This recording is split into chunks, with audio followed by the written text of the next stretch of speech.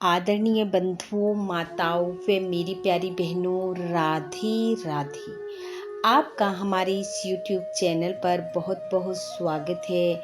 बंधुओं, आज हम इस वीडियो में बरसाइत अमावस्या, जिसे वट सावित्री व्रत के नाम से भी जाना जाता है, की कथा सुनेंगे, जिसे सुनने सुनाने से भगवान महादेव व माता पार्वती की कृपा से अखंड सौभाग्य, सुख, समृद्धि व संतान सुख की प्राप्ति होती है।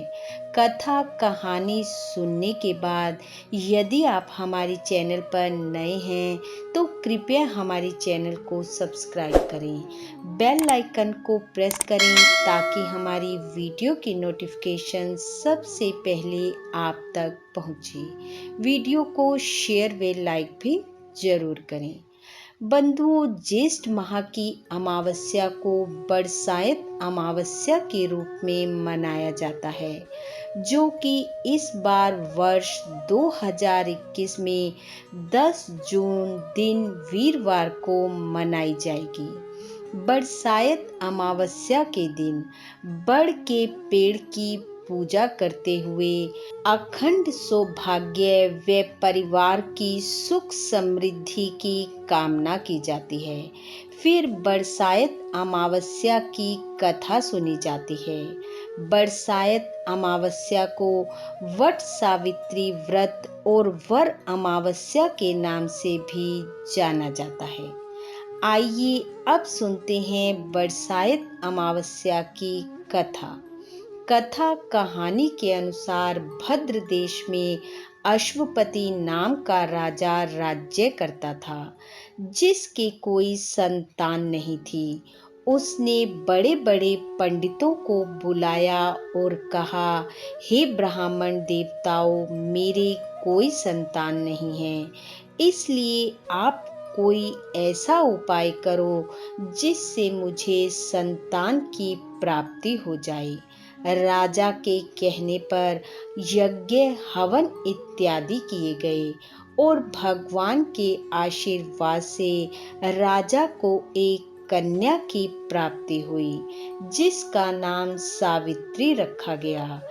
जब राजा ने कन्या की जन्म पत्री बनवाने के लिए ब्राह्मणों को बुलवाया, तो ब्राह्मणों ने जन्म पत्री देखते हुए राजा से कहा, हे महाराज, जिस दिन यह कन्या 12 वर्ष की होगी, उस दिन इसका विधवा हो जाने का योग है, इसलिए इससे पार्वती जी और बरसाइत अमावस्या की पूजा करवाना। जब सावित्री बड़ी हुई तो उसका विवाह सत्यवान के साथ कर दिया गया। सावित्री के सास ससुर अंधे थे, वह उनकी बहुत सेवा करती थी और उसका पति सत्यवान जंगल से लकड़ी तोड़कर लाया करता था। सावित्री को यह मालूम था कि वह जिस दिन 12 वर्ष की होगी, उस दिन उसके पति की मृत्यु हो जाएगी, और जिस दिन वह 12 वर्ष की हुई, उस दिन वह अपने पति से हाथ जोड़कर कहने लगी कि आज मैं भी आपके साथ लकड़ी लेने जंगल में चलूंगी। सत्यवान बोला, यदि तू मेरे साथ चलेगी तो मेरे अंधे माँ बाप की सेवा कौन करेगा? अगर वह कहेंगे तो मैं तुझे अपने साथ ले चलूंगा। तब सावित्री अपने सास ससुर के पास गई और जाकर बोली, आप कहें तो आज मैं जंगल में लकड़ी लेने इनके साथ चली जाऊं। वे बोले, बहुत अच्छी बात है, चली जा। जंगल में जाकर सावित्री तो लकड़ी तोड़ने लगी और सत्यवान पेड़ की छाया में लेट गया। उस पेड़ में एक सांप रहता था। उसने सत्यवान को डस लिया। तब वह अपने पति को गोदी में लेकर रोने लगी। उसी समय महादेव और पार्वती जी वहां से होकर जा रहे थे। उसने उनके पैर पकड़ लिए और बोली, आप मेरे पति को जीवित करें।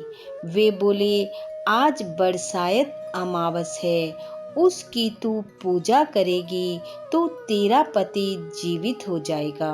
ऐसा सुनकर वह बड़ की पूजा करने लगी।